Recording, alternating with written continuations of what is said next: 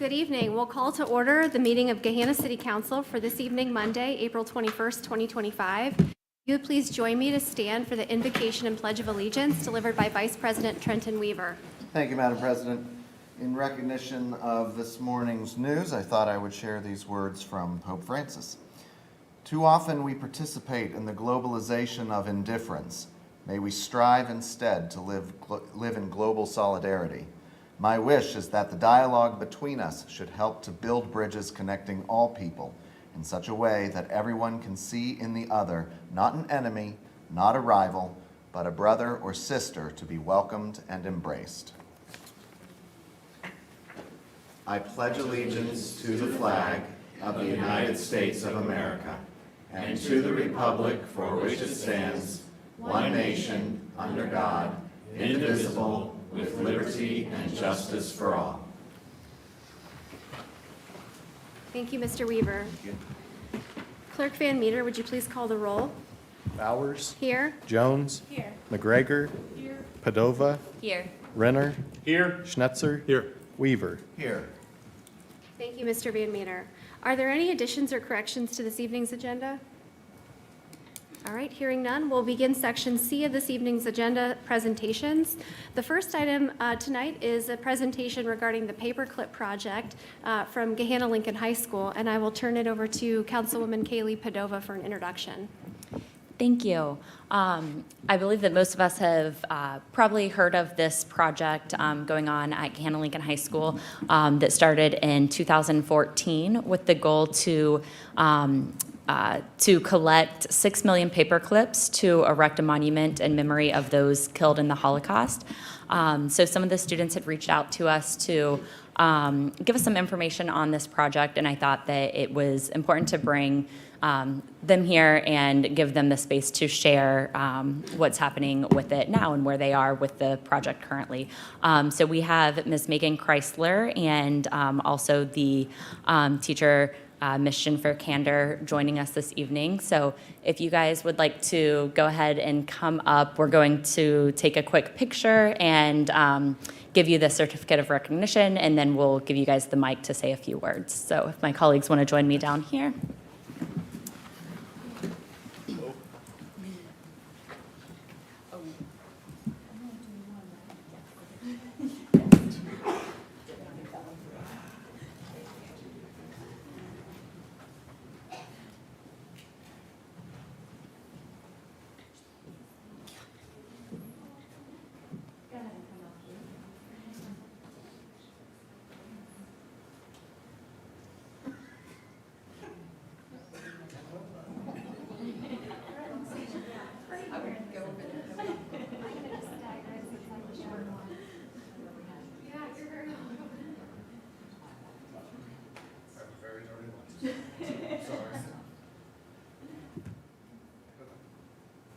Three, two. One from left.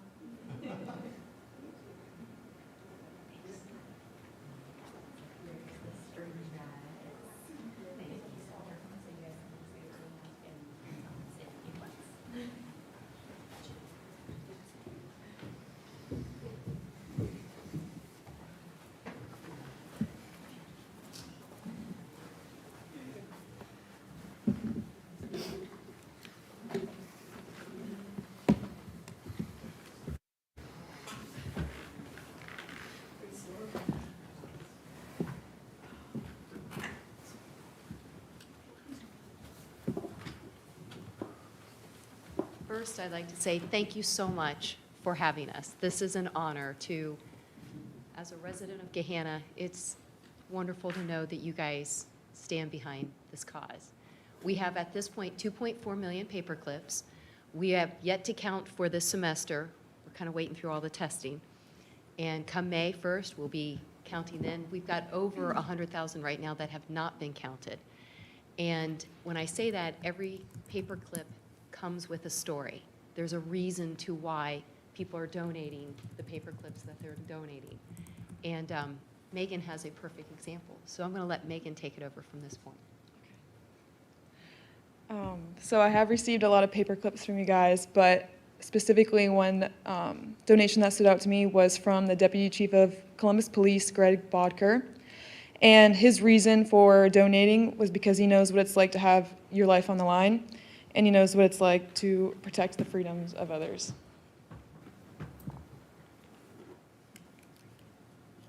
Thank you.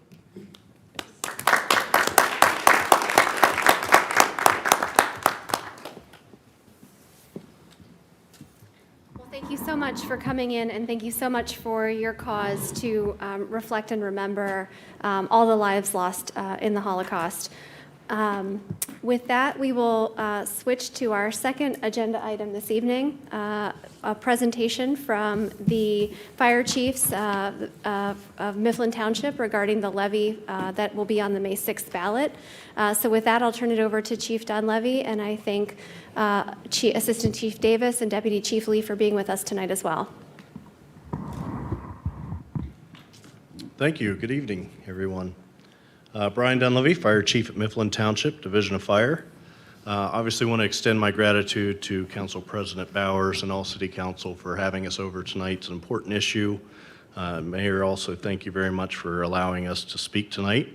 Tonight we'd like to briefly talk about Issue 20, which is of great importance to our community and the service we provide. Unfortunately, Mifflin Township Trustee Kavner is unable to attend this evening due to a minor medical situation that has prevented him from being here tonight. He did truly want to be here, discuss these vital issues with all of you, but so we're going to have the helm tonight, so bear with us. As the fire chief, I want to emphasize the pride we take in our division. We are committed to professionalism and dedicated to the safety and well-being of the citizens and community we serve. The uniqueness of the fire department lies in our responsibility to respond to emergencies of all kinds, utilizing our skills and equipment. Unlike many other professions, we cannot simply call someone else to handle the problem. We must rely on our training and our resources to mitigate the situation. Just to highlight some of the things, I mean, obviously you guys know fire department, we put out fires and we do run EMS, but just as a side note, some of the other operations that we do handle in our area, we obviously have the tiller, so we incorporate tiller operations. That's a ladder truck over across the street here. We also have a heavy rescue, which focuses on auto and commercial extrication in case if someone was unfortunate enough to become entrapped in something.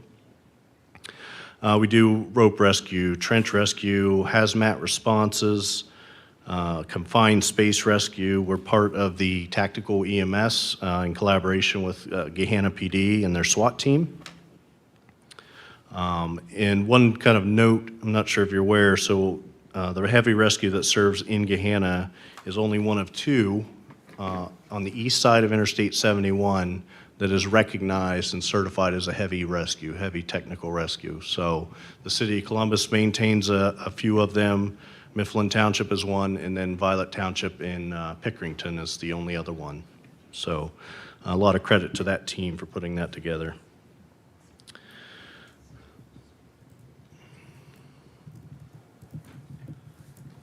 With this responsibility comes some significant challenges. There are three major issues currently facing the fire service, not only at our level, but also on a national scale. First one is retention and recruitment of new firefighters, and I think we share this with a lot of our law enforcement partners. Historically, the interest in becoming a firefighter has changed dramatically. In 2001, we had over 300 candidates applying for 11 open positions on our department. Fast forward to 2022, we saw a stark decline with only 20 candidates testing for 4 positions. This trend is not isolated to our department. It reflects the broader challenge across the fire agencies in our region and actually nationwide. To attract new talent, some agencies have implemented sign-on bonuses and additional compensation packages. While this may seem like a solution, it has inadvertently made recruitment and retention more competitive among agencies, complicating the process even further. Moreover, we are witnessing a concerning rise in cancer rates among firefighters alongside of increased job-related dangers. The nature of our work exposes us to numerous health risks that we must address proactively. We have made progress in combating recruitment challenges, through programs such as our lateral transfer program, which allows experienced firefighters from other departments to join us, and our EMT basic program, which is fairly new. I think the beginning of last year we started that. And that is we hire individuals that are already firefighter trained but are working on their paramedic certifications, and then we can provide some essential medical training while they perform in a firefighter capacity. Both programs are designed to enhance our workforce and ensure we have skilled personnel ready to serve our community. 2 is fire department funding. Funding for our services is primarily derived from levies approved by the voters based on property values, which accounts for over 94% of our revenue. However, fire levies are limited to the amount that voters approve and are locked in at those levels. For example, if a levy was passed 5 years ago that generated $100 based on a property value at that time, the amount residents pay remains $100 even to this day. No matter what the property values increase, which they have significantly, our rates stay the same on the fire levies. As property values rise, we find ourselves with decreasing percentage of revenue relative to rising cost. This requires us to estimate future expenses and plan accordingly based on historical trends. When actual costs exceed our planned expenditures, we are forced to make difficult decisions. Either cut back expenses, which may include scaling back services, or seek additional funding through new levies. We again must be approved by the voters to do that. And last is inflation and rising material costs. The current economic climate has brought inflation and an unprecedented increase in material cost, creating additional burden to our budget. Assistant Chief Davis here will delve a little deeper on this issue and outline some of the actions we have taken to manage some of these rising costs while striving to maintain our budgetary constraints. Additionally, Deputy Chief Lee will share insights into the operational changes we have implemented to reduce expenses and minimize effects of the quality of service that we provide to our community. Now, as we look forward to May 6th, we are asking our citizens to approve a 1.95 mill levy. This levy equates to $68 per $100,000 value of the auditor's appraised property value. For a home valued at $300,000, this means an annual cost of approximately $204, which breaks down to about 56 cents per day. Just as a side note, Mifflin Township is also promoting a police levy in Mifflin Township. The police levy will not affect any Gahanna residents, whether it passes or not. That is strictly committed to the unincorporated area of the township outside of the city of Gahanna limits. So the Gahanna residents will not even see the police levy on their ballot. It will have no effect on the city of Gahanna and its residents as far as the police levy goes. Our investment is crucial for ensuring we can continue to provide high-quality emergency services that our community deserves. At this point, I would like to introduce Assistant Chief Davis, who will provide further insights into our financial challenges involving physical assets and fleet services. Chief Davis. Good evening, Council. Thank you for having us. Mayor Jadwin, thank you for having us this evening. I'll be very brief in respect for your time this evening. Again, Scott Davis, I'm the Assistant Fire Chief, and one of many things I do for the Fire Division is run the Community Risk Reduction. This small group of men and women are mainly behind the scenes. The Community Risk Reduction section entails our 911 center, which we co-locate currently with the City of Gahanna Police Department, our Fire Prevention and Investigation Bureau, our Community Paramedic, EMS Coordinator, and Community Education. Again, this small group of folks, mainly behind the scenes, has many benefits for our residents. My goal this evening, very briefly, is to introduce you to maybe 3 or 4 things that we're doing behind the scenes that maybe the citizens aren't aware of, and also an attempt to let you know of other things that we're doing. So first and foremost is our MEC Center that we co-locate again with the City of Gahanna Police Department. Back in 2004, really forward-thinking fire administrative staff at the time decided to come together with 6 entities on the east side of Columbus and Franklin County. And really at that time, sharing things among government agencies was not very popular, but very forward-thinking. Some 20 years later, it's really a model that's served all across central Ohio, and we're very proud of that. Our 14 911 call takers work tirelessly behind the scene to make sure our fire and EMS personnel get to where they need to go, and that the call takers are given the appropriate instructions prior to our arrival. These brave men and women take over 18,000 911 calls annually and an additional 22,000 plus non-emergency calls. Our second highlight this evening is our fleet maintenance program. During COVID, I'm sure no different than the city, we faced really just short of a crisis on parts and maintenance issues. It's continued to really not get any better. It's gotten much worse. So in 2021, Chief Lee and I started going back through many invoices, trying to find a way to use our tax-paying dollars in a more responsible manner. In 2022, we hired our own fleet maintenance mechanic that only works for us. Our goal of that is to decrease parts and service cost, where we were paying upwards to $200 an hour for time of call.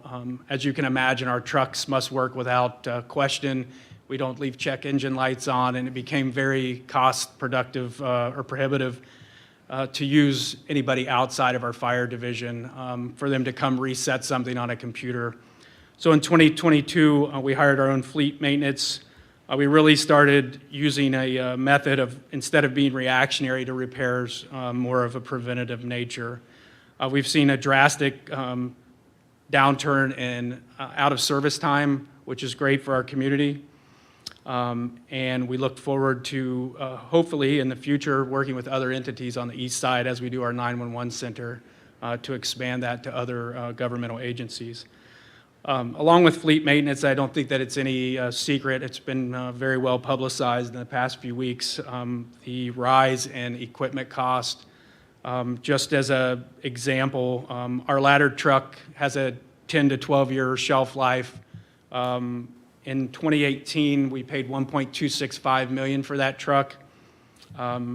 As of January 1st, 2025, that truck now costs $2.5 million, and it has a 4-year wait time, and they are forecasting an increase between 3% and 5%.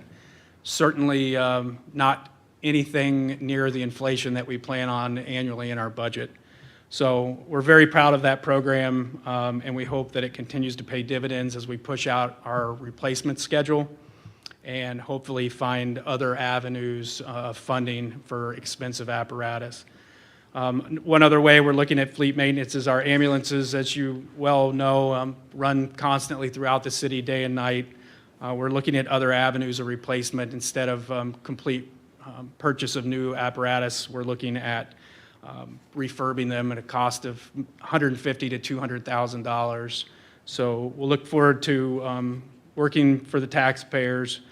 One other thing I wanted to add, and I'll end here. I think I'm being a little long-winded, but one of the things we're super proud of that I think the residents maybe are not aware of is late in '24, we gave up an administrative spot in the fire department and thought that we would spend more time in the community.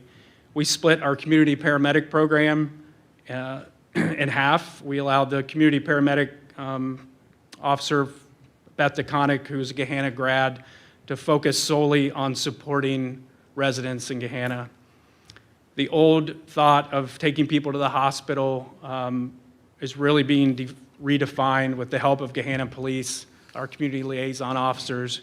And the community paramedic program, although it offers many outside-the-box ideas, including CPR car seats, but it really helps the residents where we typically would transport them to get resources they need after the fact. So we're really proud of that. I think that's something that most of our citizens aren't aware that we offer.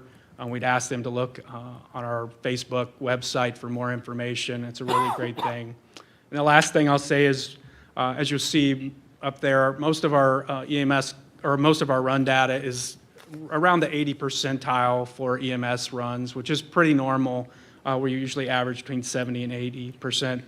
So in eliminating that fourth administrative spot, we dedicated an EMS coordinator full-time to focusing on training our staff, focusing on trends and future needs, and managing and purchasing all of our apparatus and things that we need to run those. So super proud of that, just a small look into the things that our small group of men and women do other than the fire and EMS services. So with that, I'll turn it over to Chief Lee. Thank you.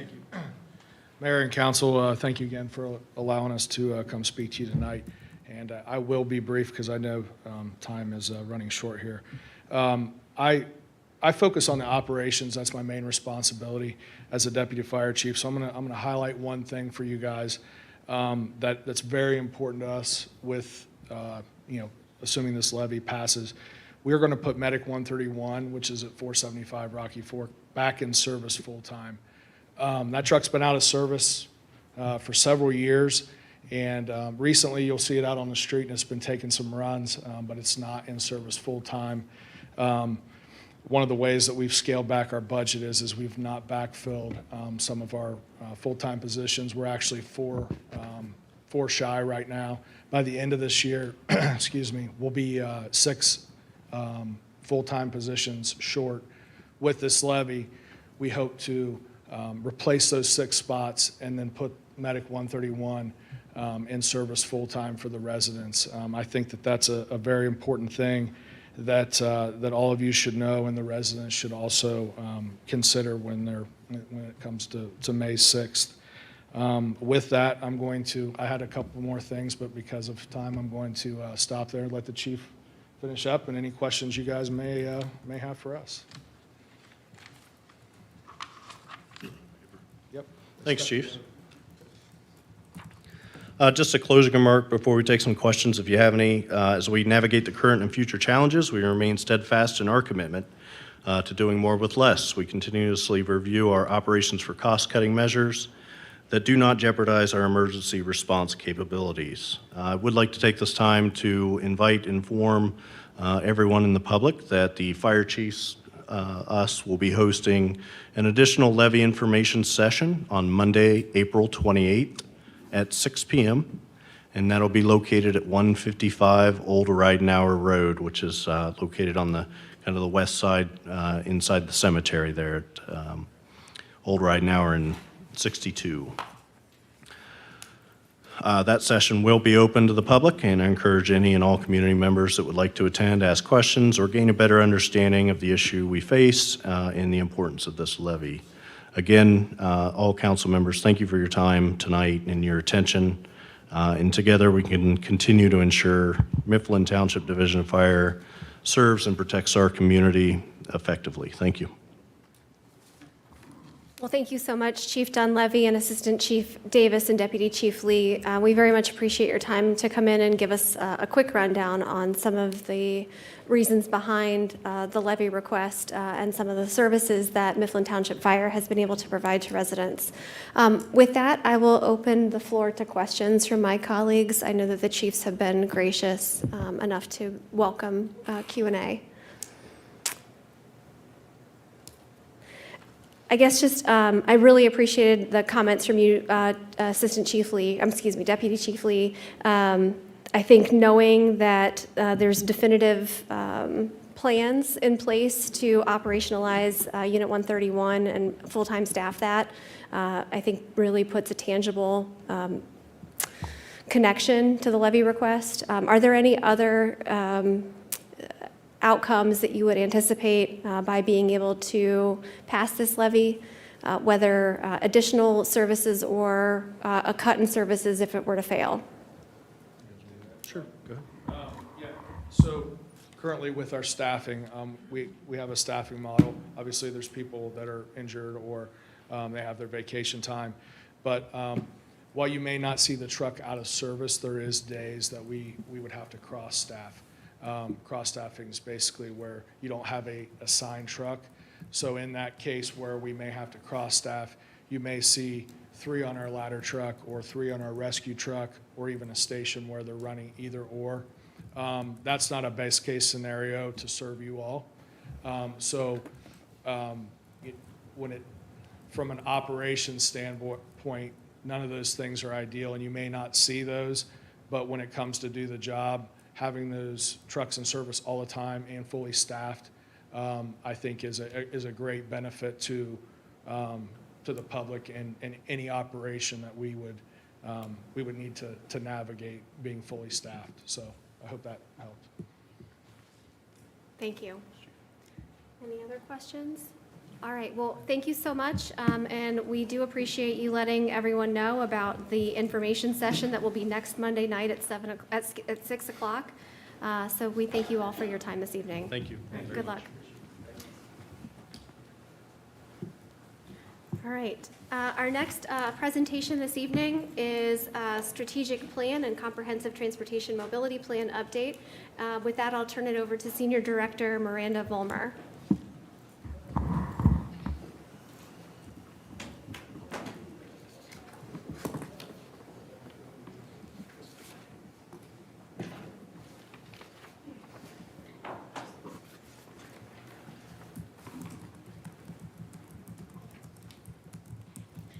Good evening, Council. Tonight we have representatives here to talk about some planning initiatives and give an update on different plans that are occurring here at the city. As you're aware, we're working on our Gahanna, the strategic plan. Representatives from Planning Next are here to talk about that update today. And then Burgess and Neipel is here as well to give an update on the comprehensive transportation and mobility plan. The agenda for this evening is Planning Next will discuss benefits of planning across the city and what that means for the city and our residents, followed by the Our Gahanna Plan framework, process, and overview. Shannon from BNN will then give an update on the comprehensive transportation and mobility plan, and then we'll conclude by talking about the upcoming public engagement for both plans that are coming up here in May.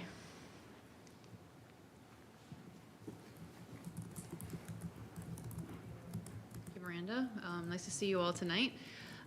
So we're here to provide another update on the strategic plan, but we thought it might be helpful to take a step back and maybe go up a little higher level to talk about planning in general. So when we think about planning and why you should plan, we come at it from a perspective that it's good stewardship of your land, of your resources, of tax money, to think about what you're doing before you do it and make a roadmap. Communities do better with a roadmap, with being intentional about taking their next step on things. A good plan has clear understanding of how you're tracking success or how you're implementing the plan. Local plans are also the foundational ingredient for local public policy, so things that go into your plan help you then create your programs, policies, and projects. Plans are not meant to be put on a shelf, and I think sometimes that's happens due to a number of things, but really they should be viewed as living documents to be referenced daily, updated regularly, and the implementation celebrated when you do complete things that are in your plan.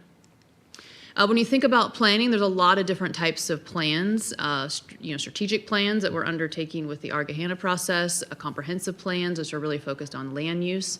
You can do an area plan, it could be downtown or neighborhood specific, transportation plans, which we're going to hear from Shannon later, thoroughfare or active transportation plans, parks and rec plans. You can even do sustainability and resilience plans or economic specific plans. So there's a lot of different plans that communities, if they have a culture of planning and are sort of on this path, are doing at any given time. And so I think sometimes how all these fit together is important. And I think from our perspective, the strategic plan really sits at the top. It's really providing that overall framework for the other plans. So, instance, we might hear through the strategic plan, we might make a recommendation around increasing trails or sidewalks. The active transportation plan will actually show where those should go and how that goes, how that gets implemented. So they work together. They all need to sort of be informed, be aware of each other and be kind of informing each other. And that strategic plan really sets that framework at the top. I think this is a slide we've shared before, but what is a strategic plan? It's really a long-term framework that outlines a roadmap for the future of Gahanna. It involves, it helps create a roadmap for the city as an organization. It's a guide for decision makers and input, and is based on input from the community. But really, it's a guide for elected officials and city staff to really, with the community, chart a path forward to where they want to focus on for the next, 10 years or so. This moment, Gahanna's moment, there's a lot of things happening in Central Ohio. There's a lot of growth. We've got the airport expansion, Link-Us, Intel, all kinds of other city initiatives that you've got coming on board, and really taking that time to establish, your identity within the region with a lot of things happening. So this is a really good moment. I was going to say strategic moment. Good moment to do a strategic plan for the city. So I'm going to talk now a little bit about the process for, there we go, our plan framework, what we call the plan framework, which my colleague Bailey is going to walk through. But the plan framework really sets the stage, sets the high-level aspirations for the plan. So it's composed of the vision statement, community values, and what we're calling right now sort of the strategic focus areas or goal areas. But this process it's been an organic process. So if you remember, we did our first round of engagement back December through February, and we asked for input from the community in a number of different ways. And using that input, we derived this plan framework. So it's really organically derived from the input that we heard through that first round of engagement. So our team took a stab at drafting that plan framework initially. We then brought it back to our steering committee, and they had a chance to review it and provide input and feedback. And we did make some adjustments based on their feedback.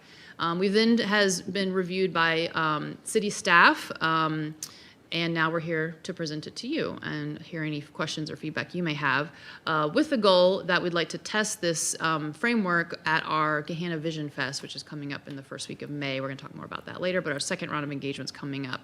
So again, in this iterative process of reaching out to the community, hearing what they're sharing, their input, hearing from them, we then want to put that back out and say, did we hear you correctly? Is this really the path that we want to go forward on? So that's our process. I'm going to turn it over to Bailey now to walk through the actual plan framework elements. So the plan framework has levels, and we'll start with the highest level, which is the vision. The vision is the most general expression of the community's future, and it really reflects the community's values and sets the tone for some more specific recommendations that will come in the plan. So the vision statement that we have and that we will be testing with the community is Gahanna aspires to connect people and places that foster opportunities for all to thrive. Then moving to the next level, we have values. So as I said, we hope that vision statement reflects the values of the city of Gahanna. And our values reflect at a high level what the community really cares about. So from the first round of engagement, we heard that the people of Gahanna value vibrancy, robust amenities, programs, and services that engage and enrich residents' lives. Connections, a conveniently located community that provides ease of living for all with excellent connectivity to local and regional services and amenities. Stewardship, intentionally balancing the development of the built environment and necessary infrastructure with the conservation and preservation of green space. And community, a welcoming, supportive, and safe community that builds lasting connections and fosters mutual respect, understanding, and belonging. Then moving on to the next level, we go down into strategic focus areas. So these focus areas, as we move forward, will be developed into goal statements. A goal is a desired outcome expressed in simple terms, and these goal statements will kind of help us organize the actual plan document. So looking at our first focus area, and these are just numbered, they're not in number of priority. But just looking at our first area, elevating our unique places, and topics that could be included in this focus area may be creekside, public spaces like parks and trails, and neighborhoods. Our next focus area is fostering our economic development, which could include topics such as strategic redevelopment areas, small business cultivation, incentives, promotion, and support, relationships and communication, and housing. Our next focus area is serving our community, which may include government and internal operations, safety, services, and stewardship of infrastructure, utilities, and maintenance. Celebrating our identity may include topics such as sense of place, wayfinding, the larger identity in the region, and overall communications and promotions. And finally, connecting our community may include topics such as mobility, people, partnerships like nonprofits, community groups and schools, events, and unity. So like Sarah said, and I'll turn it back over to her, we will be testing this with the public in our second round of engagement.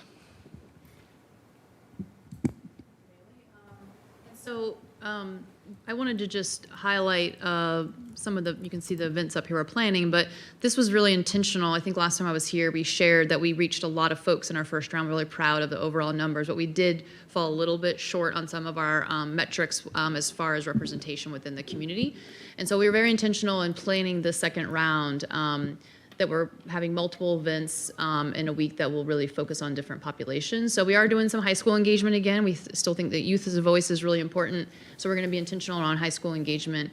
And we're also going to have a presence at the economic development event, the Gahanna Bahanas game on May 17th, and we'll have online engagement going on. But then on the right-hand side there, we've got a family festival, we've got small business morning, coffee networking, a senior lunch, and the young professionals happy hour. So, you know, we missed a few of those age cohorts, so that's why we kind of target in on our young professionals.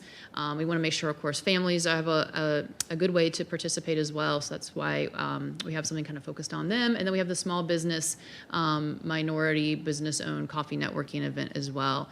So we're really trying to be intentional and broad again. We are having, it's sort of I guess, an energy around that first week in May. So we have multiple events going on, although really throughout the whole month with some of the other events as well. And we'll have the online engagement open for the month as well, so people can participate online if that works better with their schedule. I'm taking questions now for strategic plan. Okay, any questions or comments? And I can go back to any of the slides, or maybe you have the PowerPoint in front of you if you want to reference any of the vision or values or strategic focus area slides. Unfortunately, we were not able, I don't think, to receive the presentation Okay. to our devices. I can go back if you'd like me to go to any of the slides. I'll start with the vision. Colleagues, any questions this evening?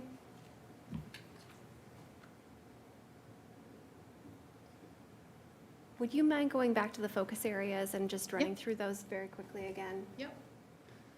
And again, these we call buckets to organize the plan came from what we heard from folks that was most important to them. So they talked a lot about the unique places within Gahanna, so Creekside, parks, trails, the neighborhoods.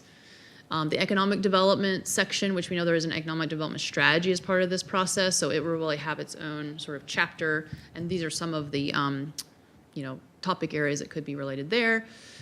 We've got our serving our community. That's really a kind of the more internal operations elements that could be in this chapter, safety and general services, and then stewardship, thinking about the infrastructure and utilities.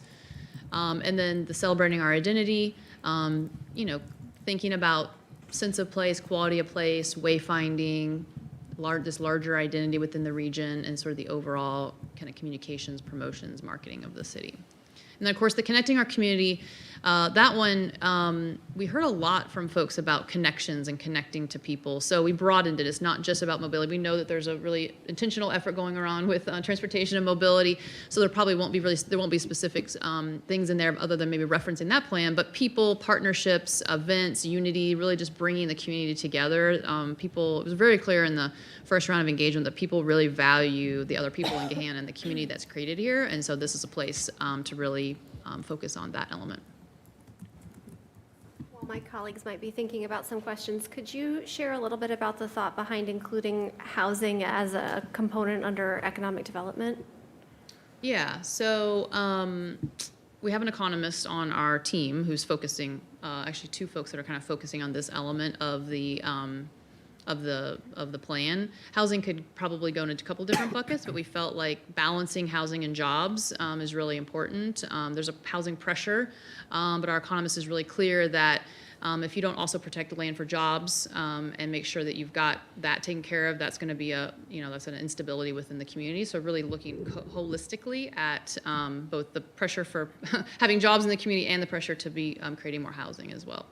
Great, thank you. All right. Yes, Ms. Jones.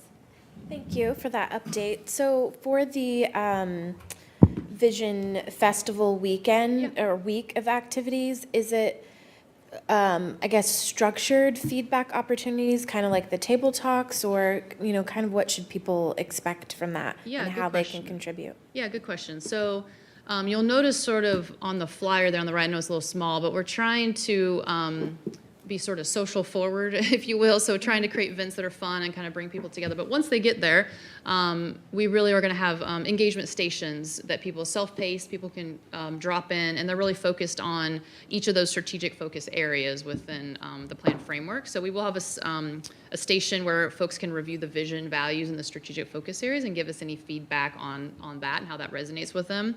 And then we'll have a station for each of the other strategic focus areas where we've keyed up, sort of think of it as diving a little deeper into that topic area and having a chance for people to share ideas or more specific thoughts around that.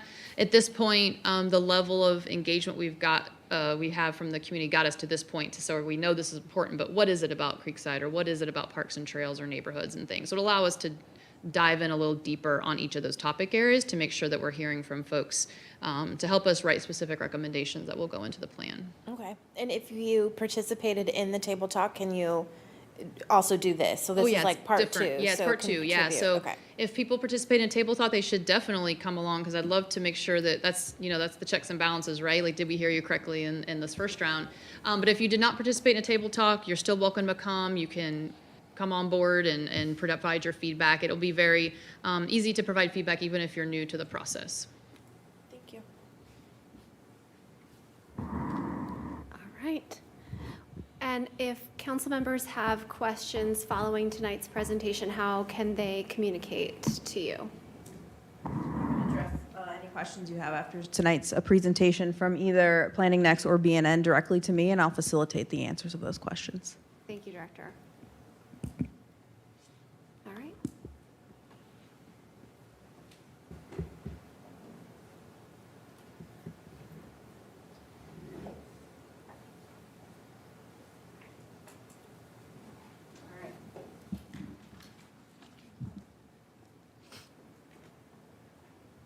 Thank you all for having me tonight. My name is Shannon Fergus. I am with Burgess & Nyepel. I'm the project manager for the Comprehensive Transportation and Mobility Plan.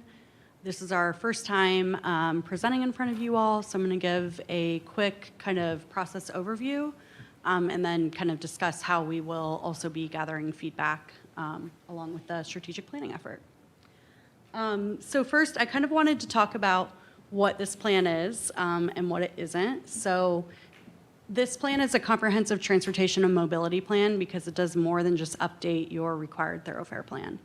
It updates the thoroughfare plan, which guides future roadway improvements and infrastructure needs for the community.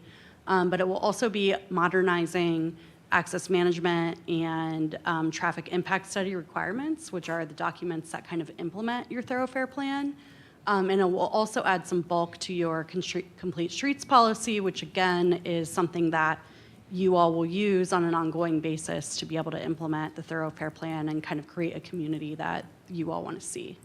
What this plan isn't, it's not focused on, it's not like an intersection by intersection review of the transportation system. While we are looking at intersections and talking about intersections, it's more in the way of looking at an overall corridor. A thoroughfare plan typically does not involve neighborhood streets, so we call those local roads. Those are typically your roads within your subdivisions, the 25-mile and under roads, if you will. And another thing that's really important is it's not a traditional, the thoroughfare portion of this isn't a traditional thoroughfare plan. We didn't go into this planning effort concentrating on where does Gahanna need to widen roads to increase capacity. Instead, we're kind of creating tools and standards that's going to help Gahanna create a complete streets environment in which all modes of transportation are a focus. We also will be helping the city plan for the future with regional changes and growth. Sarah mentioned Link-Us. That's a huge thing for the Northeast Corridor that's going to be studied by CODA in the future, probably starting here in the next few months. And so this kind of puts Gahanna's best foot forward to assist with planning for the future. So how does this kind of fit into existing and previous planning efforts? Obviously, we are conducting this planning effort at the same time as the strategic plan and the economic development strategy. I think we can attest, we've had lots of phone calls. We're working closely together, sharing input and ideas with each other. We're considering past planning efforts. Very specifically for this plan, there's 4 efforts that we're taking into consideration. The 2019 land use plan. Your thoroughfare plan was previously updated in 2019, so we're taking that into consideration. The Parks and Recreation Plan, which talks a lot about shared use paths and recreational trails. And then we're incorporating and expanding upon the active transportation plan to ensure that we are improving the bicycle and pedestrian network within the city of Gahanna. This all kind of informs your capital improvement plan at the end of the day. So the point is that you all should, at the end of this, the engineering team has some projects, or at least knows what types of projects they'd like to see happen that they can budget for in the future. So we kicked off this planning effort in June of last year, which is like crazy that we're almost there again. We spent the summer and fall with a deep dive in existing conditions analysis. We then had Jeff Speck in town in October, and he conducted, along with his team, of basically 3 days of stakeholder engagement as well as a community talk. So that was really great to get businesses, schools, regional partners all in the room to hear about their vision for the region and for Gahanna. Since then, we've been working on draft recommendations. So like I said, we're doing multiple things right now. We've got your actual thoroughfare plan and then 3 policy documents and how those all fit together. So we've been in the process of drafting those. We'll be testing some of that out with the public with the Vision Gahanna events. Since January, we've been doing staff workshops as we work on some preliminary roadway design concepts that would fit into what we're recommending for the thoroughfares.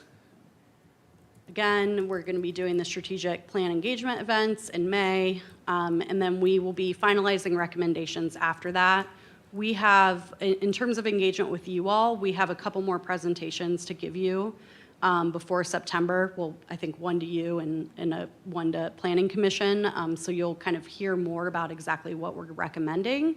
And then we'll also be testing that with the public in the late summer as well, to hopefully culminate in a plan that will come back to you all for a review in September. So our planning effort, like I said, started with an existing conditions assessment. This included looking at the previous thoroughfare plan and what your existing roadway classifications are. Looking at safety, a large part of what we do is ensuring that your roadways get safer and safer each year. So looking at high crash locations and trends. Looking at disconnected and underserved communities. So those that are physically disconnected from job centers, from retail centers, in those that maybe don't have vehicles and really rely on your sidewalk network or transit system to get around. The active transportation network, which was really inventoried just previously in that planning effort, the public transportation system, and then national best practices. Like I said, we had Jeff Speck in town in October to do a walkable Gahanna event. We had over 100 people attend a speaking event that he did, and as you'll see in these pictures and images on the slide, we also used that time to get a lot of feedback on existing conditions, both in terms of the transportation system, but also more broadly at walkability. Those workshops, it's also when we had the stakeholder workshops to get more detail about what folks need for the future mobility in Gahanna. I wanted to kind of define a little bit for you all what a thoroughfare plan is. A lot of folks, it can be very technical. So like I said earlier, it's kind of a main road used to connect longer distances or to major highways. The FHWA has certain classifications that we use and standards that we use to balance speed and access and define your thoroughfares. Those are then how your roads get funded. So if you have an arterial, there's certain amounts of money from the federal government that is available to improve arterials. And that all gets fed through the state government and MORPC, but really starts with you all. What we do differently at Burgess and Nyepel, and what the field is starting to do differently more broadly, is that we take into consideration your land use context and your future, and what you hope your future land use context is as well. So we're ensuring that your roadways are not just supporting vehicles, but are supporting your land use goals, your economic development goals, and the needs of your community to be able to walk and bike and take transit. Our plan components include these functional classifications that I discussed. We take them together with the land use context, and we basically kind of spit out a what we call typical cross section. So you'll see those in these images below. This is how your right-of-way from kind of building front to building front is going to be utilized. So how wide are your sidewalks? What bike lanes do you have, if any? Do you have a shared use path? And we create these for each type of context that we have in your community. So that's what we're kind of developing right now and that you'll be seeing in the future. Like I said, the policy documents are kind of the teeth that you all will be utilizing to implement the plan. So a complete streets policy is going to create recommendations for active transportation within the roadway, as well as parking and sidewalk width and shared use paths. The access management requirements really regulates how many what we call curb cuts exist within your roadway. So when someone is building something and they need access, those access management standards might say, hey, why don't you share parking with someone else? And that's going to reduce a conflict point on your roadway. The traffic impact study kind of does the same thing, except it requires a developer to kind of show how the development they're proposing is going to impact the transportation system. And then based on that, we apply access management standards. Like I said, we're developing planning level concepts for key corridors within Gahanna. With the engineering team, we've been conducting staff workshops to kind of talk about that. You'll see more about that at a later date. Our next steps are to kind of finish the functional and context classifications, get those reviewed with city staff, and then get those in front of Planning Commission and you all. Finish developing cross sections that give us our lane widths, our numbers of lanes, streetscaping recommendations, active transportation elements, and speed limits. We'll be conducting public engagement, and then we'll be back in front of you all. One thing I wanted to note is we do have a project website. You can search Gahanna Transportation Plan. You can click on the QR code or take a picture of the QR code to access it. It's also on the Gahanna website. And it provides a project overview. It gives a lot of information on the existing conditions we conducted, gives the public some thoroughfare plan definitions like I just went through here, and there is a public comment form and survey there for folks to access. And that will be open all the way through the month of May in conjunction with the survey that's going on for the strategic plan. And with that, any questions? Thank you. Colleagues, any questions? I wanted to follow up. I attended a really fantastic presentation by one of your colleagues, and he talked a lot about the importance of community engagement and how Burgess and Nyepel really does it in a very progressive, thoughtful way. So kudos to Burgess and Nyepel for taking that on. The stakeholder events that you mentioned, could you tell us a little bit more about who was engaged and what the goals were, and then how their engagement is being incorporated into the plan? Yeah, absolutely. So we did, this was back in October, so forgive me if and I can follow up with additional information as well.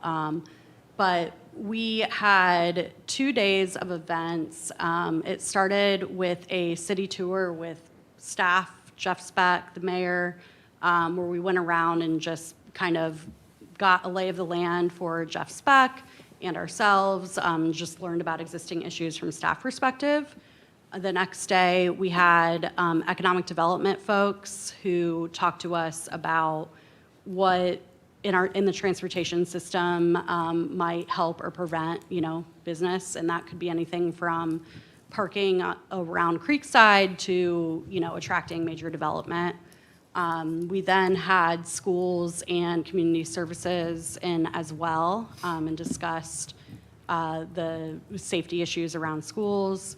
The next day, we had a meeting of the steering committee as well as all staff directors and department directors, where we went through different exercises to discuss walkability. So really kind of looking at a map on a table and drawing on it and talking about where issues are, where there might be capacity for road diets, where would road diets, want to be, things like that. So it was just really detailed engagement like that. I think we ended up, and I'll look to you all if you remember, but I think we ended up engaging about 40 stakeholders around those 2 days.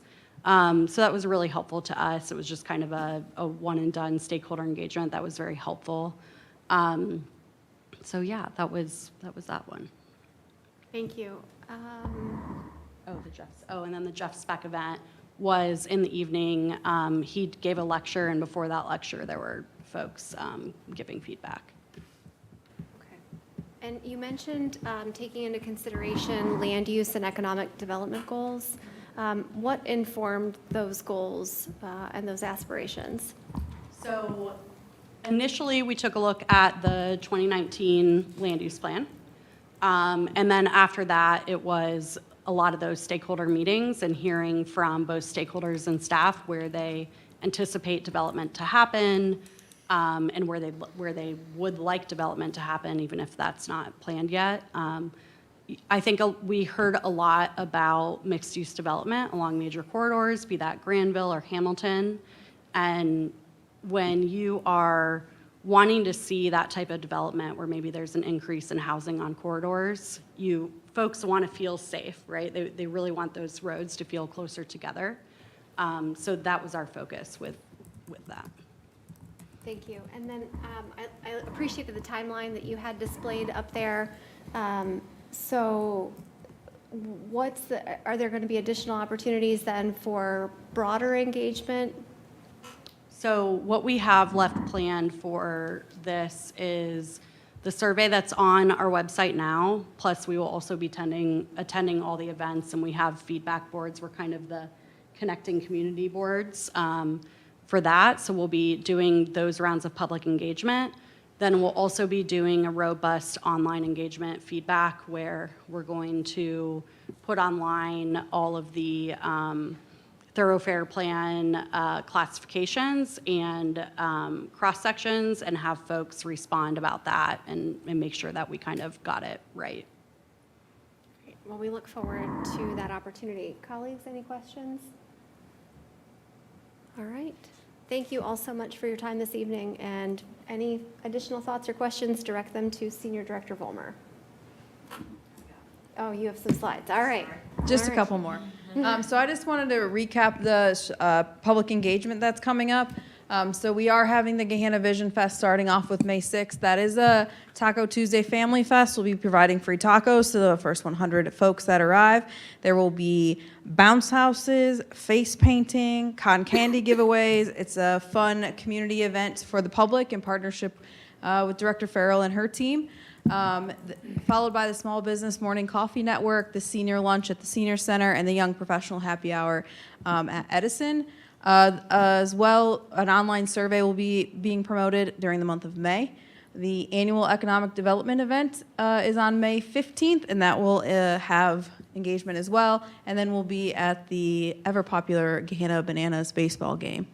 And then the Comprehensive Transportation and Mobility Plan, we are working together so that the public doesn't get fatigued from engagement. So these are the events that the Comprehensive Transportation and Mobility Plan will be present at as well, so folks can engage with that plan and the Our Gahanna plan as well.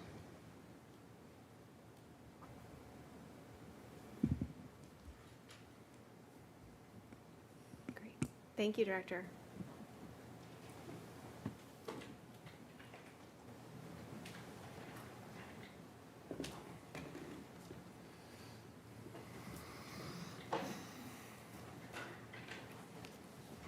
All right, the next section on this evening's agenda is the hearing of visitors. I do have one speaker slip this evening from Mrs. Kathy McCorkle.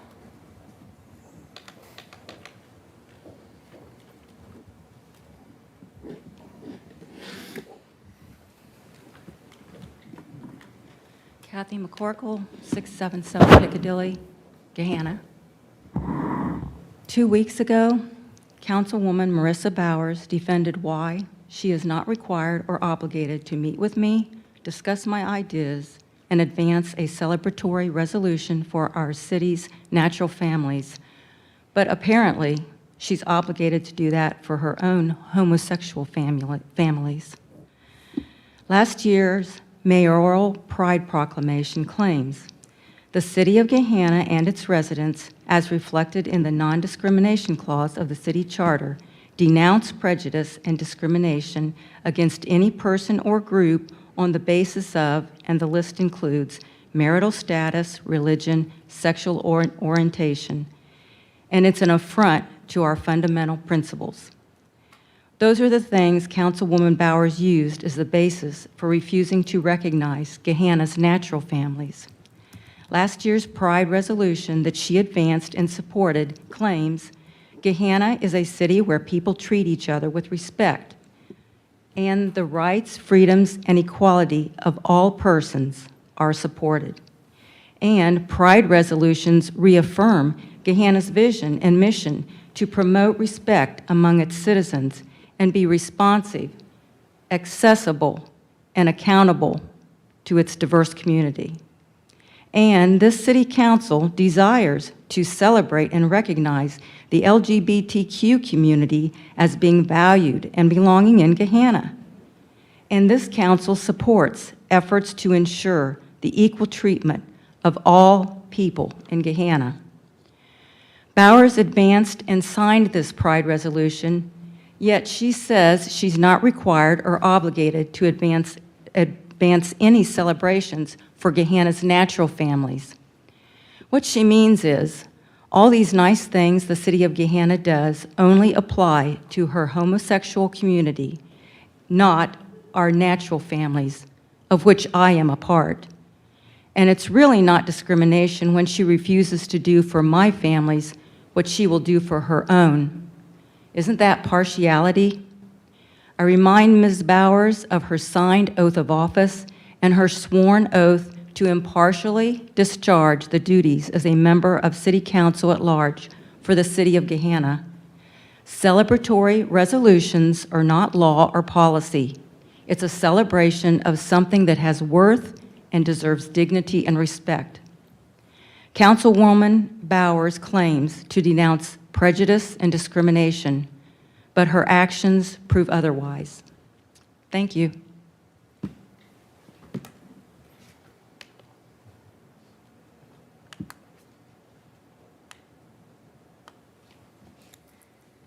Thank you. The next section on this evening's agenda is the consent agenda, Section E.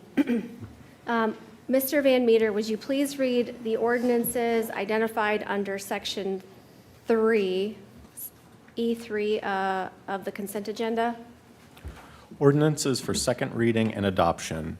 Ordinance 0010-2025, an ordinance to authorize the mayor to enter into an easement agreement with Columbia Gas of Ohio, Inc. Ordinance 0011-2025, an ordinance to authorize the mayor to enter into a temporary construction easement with Columbia Gas of Ohio, Inc. Ordinance 0012-2025, an ordinance to authorize the mayor to enter into an access and general utility easement with Columbia Gas of Ohio, Inc. Ordinance 0013-2025, an ordinance to accept the dedication of 0.057 acres of right-of-way extension from parcel number 025-012951 located off of Cliffview Drive for the purpose of facilitating a future lot split for the construction of a regulator station by Columbia Gas of Ohio, Inc. Ordinance 0014-2025, an ordinance to accept the dedication of 0.071 acres of right-of-way from property located at 4720 Shaw Road to comply with the city's 2019 thoroughfare plan. Ordinance 0015-2025, an ordinance to authorize the mayor to award and enter into a contract with Decker Construction Company for the 2025 Street and Sidewalk Maintenance Program, ST 1114. Lastly, Ordinance 0016-2025, an ordinance authorizing supplemental appropriations, Clerk of Court Computer Fund 2290 for capital equipment. Thank you, Mr. Van Meter. Is there a first to approve the consent agenda as published this evening? So moved. I have a first by Mr. Schnetzer. Second. I have a second by Mr. Renner. Is there any discussion? Mr. Van Meter, would you please call the roll? Schnetzer? Yes. Renner? Yes. Jones? Yes. McGregor? Yes. Padova? Yes. Weaver? Yes. Bowers? Yes. Motion carries and the ordinances and resolutions published on the consent agenda are adopted as published. Section F, resolutions. The one item that's on Section F this evening is a resolution that was brought before us 2 weeks ago, and due to some procedural questions and some questions by the city attorney, we had referred it back to committee and then needed to bring it back to a date specific.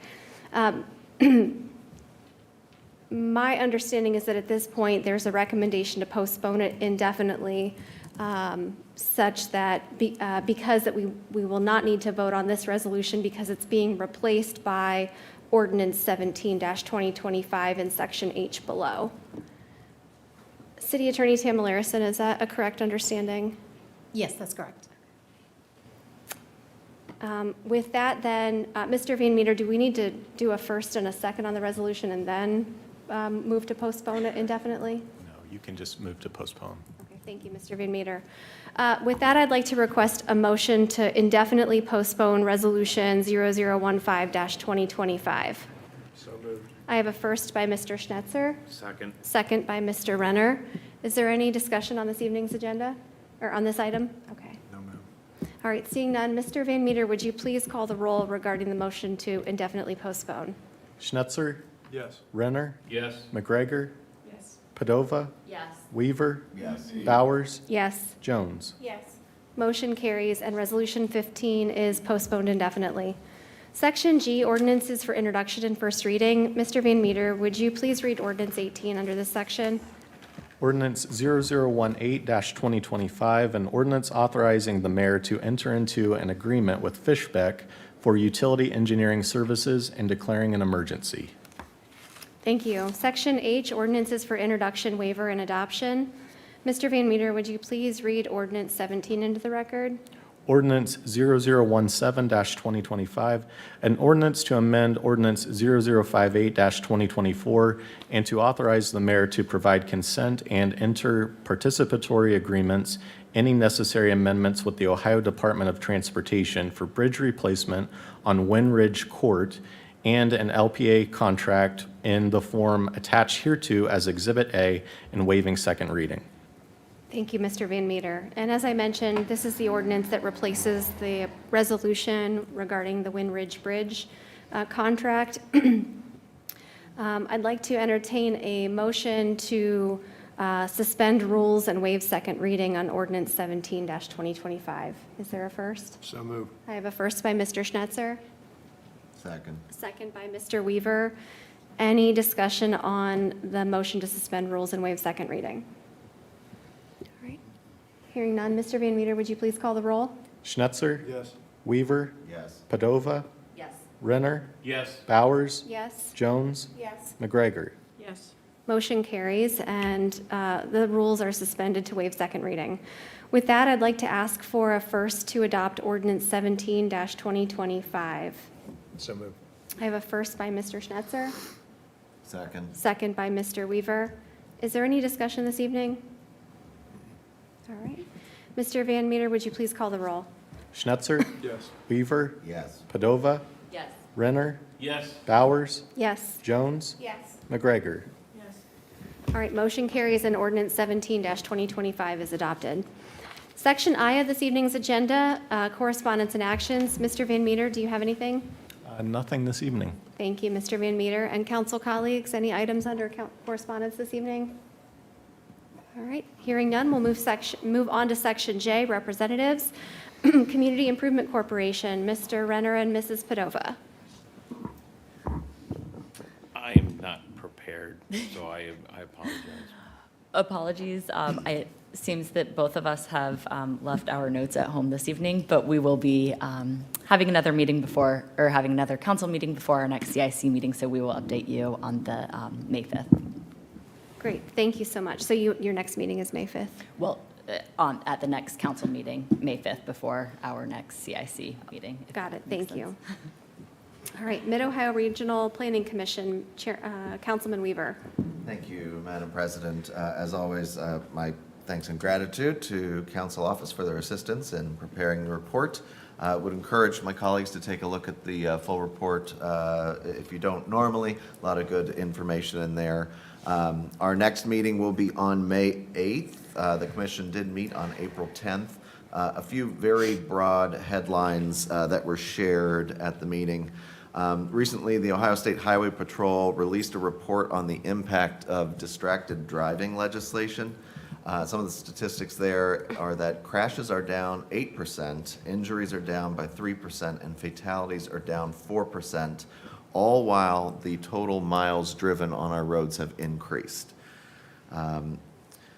The City of Columbus is transitioning the Central Ohio Area Agency on Aging to an independent agency due to changes in how Medicaid is structured. As a reminder, the sales tax increase that was approved by voters in Franklin County in November went into effect on April 1st to support the Link Us initiative. So you might see, if you check your receipts, the additional tax is in effect now. There are numerous items included in the legislative update, so do be sure to take a look at that. And Morpsey is monitoring. One that I did want to highlight here is there's a provision in the House budget that was approved by the Ohio House that would impact municipalities' ability to use eminent domain for shared use paths. And lastly, always like to highlight our Money Mondays. Next week's should be a topic near and dear to Mr. Schnetzer's heart, public finance investment banking. And that is it for my report this evening. Thank you, Mr. Weaver. Convention and Visitors Bureau, Councilwoman Padova. Thank you. From public finance and investment banking to Herb Day. So Saturday, May 3rd will be Herb Day, 10 a.m. to 3 p.m. at Creekside Plaza. We are still looking for some volunteers for that. So if you would like to volunteer, you can go to theohioherbcenter.org and click on Herb Day to find out how to volunteer and what you can volunteer for. But again, the Herb Day celebration is May 3rd from 10 a.m. to 3 p.m. And the Herb and Restaurant Week is on May 3rd, May 3rd through the 9th. And there are quite a few different restaurants participating in that, including 101 Beer Kitchen, Barrel and Boar, Lola and Giuseppe's Restaurant, and Lola and Giuseppe's Bakery, Three Creeks. And I believe that is it. There might be a few others, but you can check the Visit Gahanna Instagram and Facebook pages. They have all of the things listed there. So that is all for me. Great, thank you so much, Councilwoman Padova. Councilwoman Jones, School Board. Yeah, very brief update. So last Thursday was the monthly school board meeting. Very robust, so encourage everyone to go online and take a look at what was discussed, but wanted to highlight one particular update that came out of that meeting. the Ohio Department of Education and Workforce, per direction from the federal government, had instructions for school districts across the country. As a result, our district made some updates to a policy talking about our core values as a district that was first written in 2020. So that resolution has been revised, but continues to state that our district is all about supporting all students, all family, all staff, to include having an inclusive learning and safe learning environment. So I would encourage everyone to have to get more details on that resolution, take a look at the meeting minutes from last week, and then also to see the text from the resolution as well is on the board website as well. Next meeting, upcoming, it's not a regular meeting, but board workshop on May 1st. Location is still to be announced. That is on the will be on the website as well. But that's the only update I have for now. Thank you, Councilwoman Jones. Section K, official reports. Madam Mayor. Thank you. Over the last 2 weeks, we actually had the opportunity to host the Ohio State University's Fisher Center of Operational Excellence Summit. It was this 3-day event held at Ohio State dedicated to connecting diverse industries and organizations to the best practices in leadership and problem solving. Thanks to the efforts of our construction partners, Elford, our new Civic Center at 825 Tech Center Drive was a featured site as part of this summit. So we welcomed close to a dozen executives from companies all around the country, as well as representatives from the Ohio State University. I have to say that because my kids both went to Fisher, so I have to say it that way. We were able to share with them what the impetus was for the project, which was our immediate need to address a failing police headquarters, and our ability to find a solution that utilizes an existing vacated building, or did utilize an existing vacated building to meet 3 facility needs in one, in a matter that not only provides an environmental and sustainable approach to the project, but also does so in the most cost-effective solution for residents in meeting those needs in the long term. Construction partners from Elford and members of our MSA team, our architectural design team, were there. They spoke about the communication strategies, their individual approaches to the construction project as well. And late last week, we received a note from the officials at Fisher who said that the participant feedback from the tour was, I quote, an unprecedented 100% overall satisfaction rating. They said that was the first time in the history of the Center of Excellence Summit that they had received that type of feedback from the participants, which they attributed to the collaborative and communicative spirit that really exists between Director Schultz, our team at the city, our partners at Elford and MSA, the way that we are approaching that project and continuing to move it forward, but everybody communicating and staying on top. And for those who may be watching, we did do an 825 update last week at Council, so take a look at the city's YouTube page, review that as well. Our next update will be at the first Committee of the Whole meeting in May, which I believe is May 12th. So that will be the next update on 825 from Director Schultz. Moving on, it was a true pleasure to celebrate the recent ribbon cuttings for 2 impactful projects that were supported by our 2024 Community Grants Program that was funded by ARPA dollars. The Plant Library had its grand opening about a week and a half ago, almost 2 weeks ago, over at Creative Options. It was a wonderful collaboration between that organization that serves individuals with disabilities and really creating an opportunity to bring to new life the Gahanna Plant Library, which we all know, we've heard the conversations in this room, is very meaningful to our community. So it was great turnout that day, many people. I know many of you were there as well, but really look forward to watching that project grow in that new location that is a win-win for the community. And then just before we all got here today, the ribbon cutting for Grin's new temperature-regulated food lockers. That was funded in part as well by part of that community grant, with also donation contributions from the Columbus Foundation, Kroger Foundation, and the Rotary as well.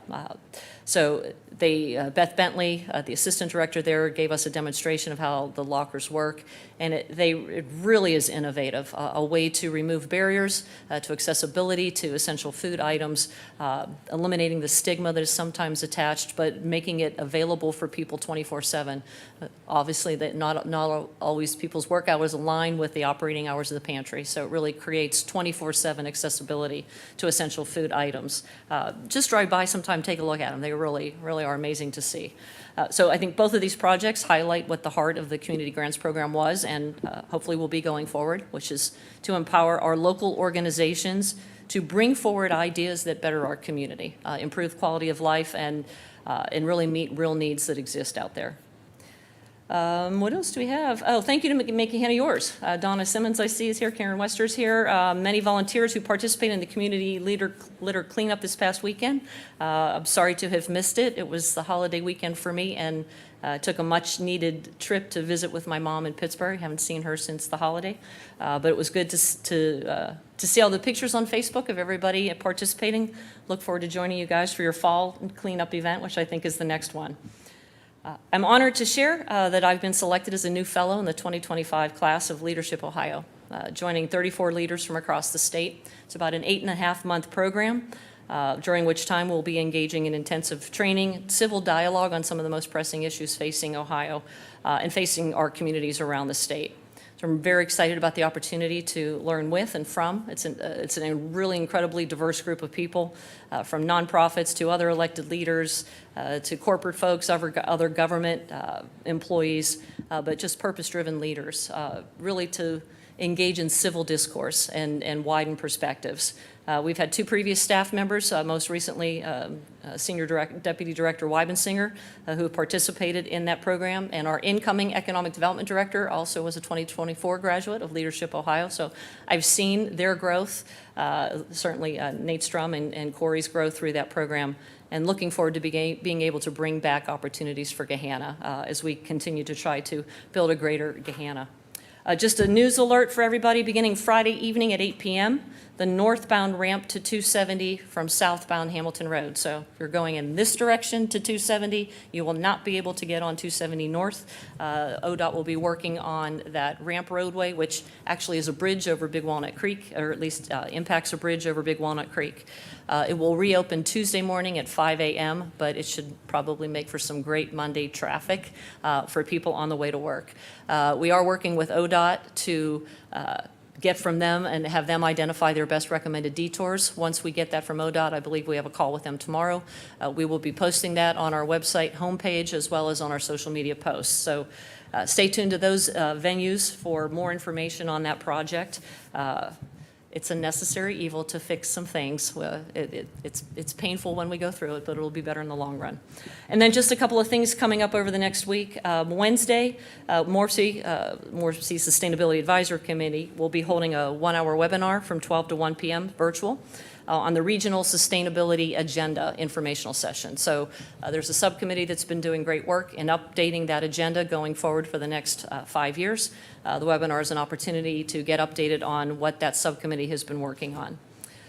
This Saturday from 9 a.m. to 12 p.m. we have our Shred and E-Recycle event here at Gahanna City Hall. Grin will be here accepting food donations and cash donations as well. Not a prerequisite, but if somebody's able to give, that's fantastic. There is a list of items on our website. If you go to our homepage, you click on the news flash, and it'll take you to a page that lists items that are accepted and cannot be accepted, unfortunately, this Saturday. Also on Saturday is Prescription Drug Take-Back Day through the Franklin County Sheriff's Office. They will be over at the Kroger parking lot. I believe the hours are 10 a.m. to 2 p.m., but don't hold me to that, but it is on our website. But that is an annual event that those folks do, and we're very grateful to have their partnership as well as SWACO's in that. Also on Saturday, the Gahanna Lincoln High School Community Artie Party will be held from 10 a.m. to 2 p.m. at Friendship Park. So Ms. Iseringhausen does a great job with that event, and they also will unveil the 2025 Story Trail, which is a fantastic collaboration with our Parks and Recs department, her community art class, and the Metropolitan Library, our Gahanna branch, those folks there. And then finally, next Thursday, we will be hosting our very first ever Gahanna Mind and Wellness Fair right here at City Hall from 5 to 7 p.m. We have about 14 providers right now that will be participating, really creating an opportunity for the community to come in, engage with different organizations that offer varying levels of resources dealing with mental health, mental wellness issues, substance abuse, but there are a plethora of resources available, not only here in Gahanna, but within our county, and those folks are very excited to participate. So we welcome everybody to come in. We've been posting about that as well on our social media pages, and more to come over the next week. But please help us to share information about that event as we kick off Mental Health Awareness Month in May. And that is all I have. Thank you. Thank you. City Attorney Tamala Larison. Yes, thank you. I am pleased to share that last Tuesday on April 15th, the Ohio Supreme Court ruled to decline jurisdiction over the Speedway appeal. So that exhausts all appeal routes for that case. That case that originated in 2018 is now completely and finally finished. So that is all I have. Thank you. Thank you, City Attorney. All right, with that, we will move on to council comment this evening.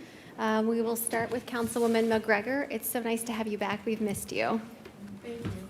I just want to say I missed a couple of weeks because I had a total knee replacement on April 1st, and it wasn't a joke.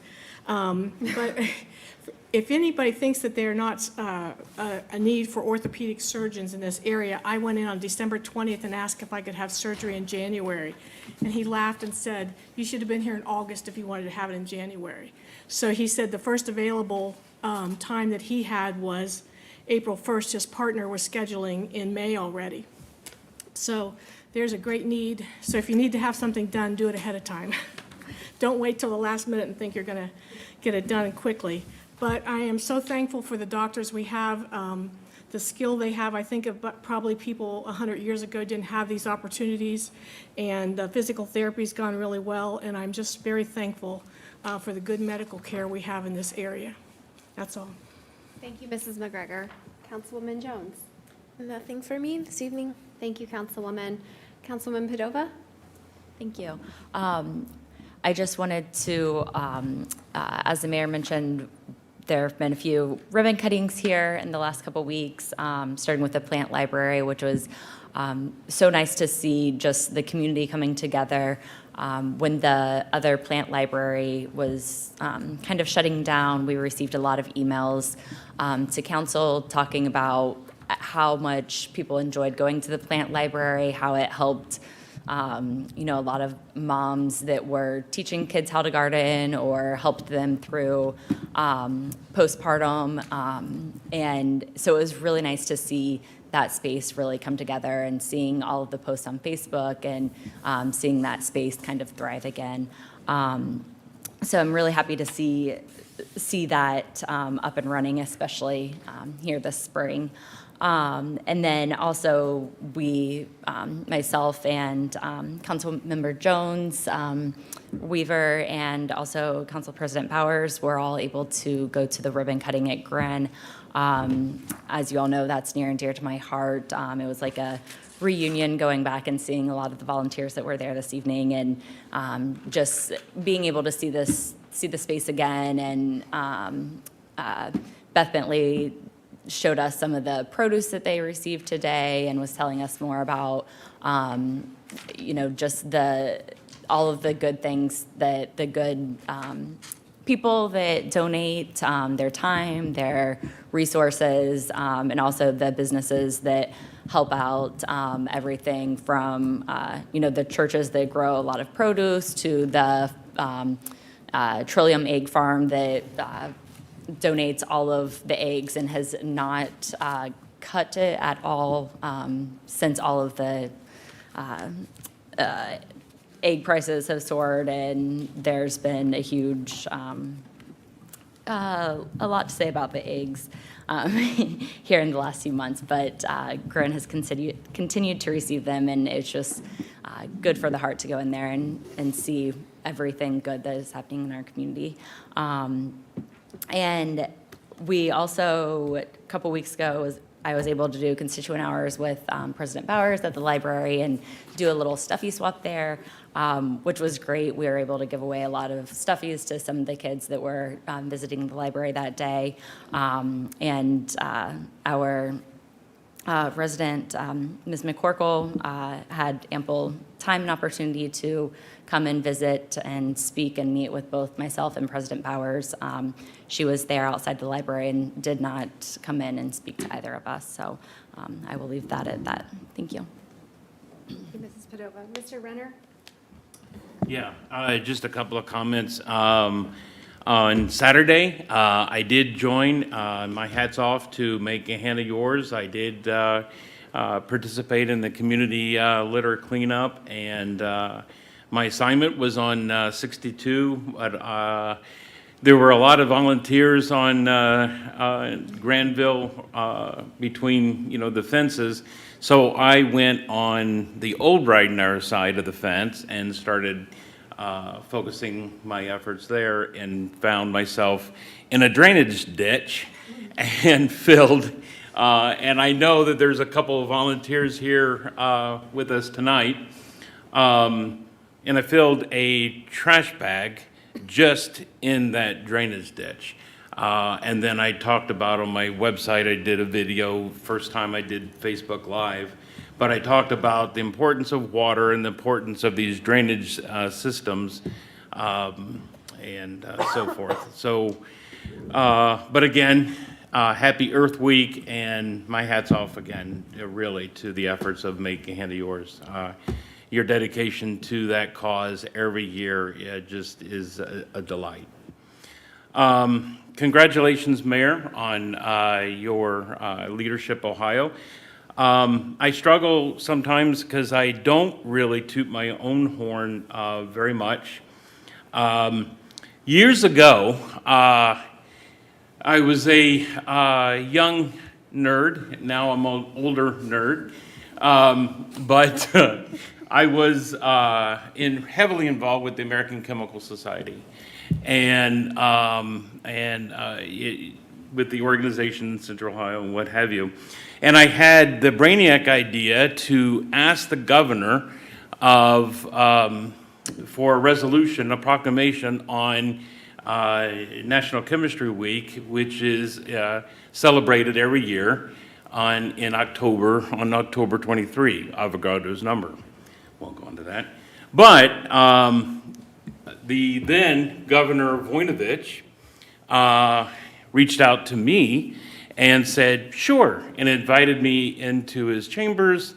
And there's a picture and all that kind of stuff, fanfare, but he did a very nice job of a proclamation. Why am I telling you this? So years later, everybody knows of my affinity for institutions of higher learning, and my recent master's degree at Ohio University's Voinovich School of Leadership and Public Service.